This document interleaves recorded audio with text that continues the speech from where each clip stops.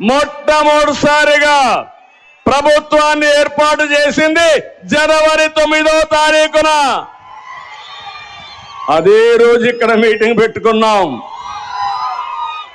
అంటే తెలుగు ఆత్మ గౌరవం పుట్టిన రోజుది. ఎన్టీ రామారావు గారు ముఖ్యమంత్రి అయిన రోజుది. తెలుగు జాతికి దశ దిశ నిర్దేశించిన రోజు ఈ పండగ రోజు అని చెప్పి కూడా నేను మీకు తెలియజేస్తున్నా. ఇదే సమయంలో ఇక్కడ భూమా నాగిరెడ్డి కూడా ఈ రోజే పుట్టాడు.